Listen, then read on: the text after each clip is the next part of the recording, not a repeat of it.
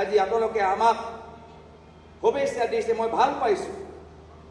কিন্তু যদি আমি এক মাহ আমি যদি ফূৰ্তিয়ে কৰি থাকোঁ, এক মাহ যদি বিজয় যাত্ৰা আমি আয়োজন কৰিয়ে থাকোঁ, তেতিয়া পঞ্চায়তৰ কাৰণে কেতিয়া তৈয়াৰী কৰিম, লোকসভা সমষ্টিৰ কাৰণে কেতিয়া তৈয়াৰী কৰিম?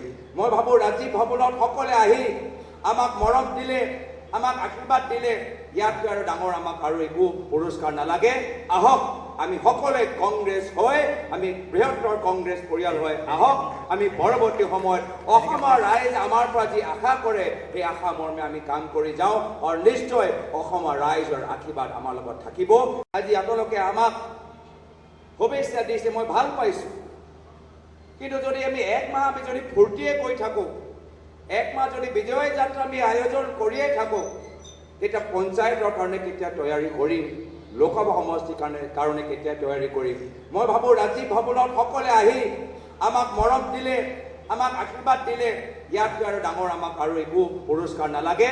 আহক আমি সকলোৱে কংগ্ৰেছ হৈ, আমি বৃহত্তৰ কংগ্ৰেছ পৰিয়াল হৈ আহক, আমি পৰৱৰ্তী সময়ত অসমৰ ৰাইজ আমাৰ পৰা যি আশা কৰে সেই আশা মৰ্মে আমি কাম কৰি যাওঁ আৰু নিশ্চয় অসমৰ ৰাইজৰ আশীৰ্বাদ আমাৰ লগত থাকিব।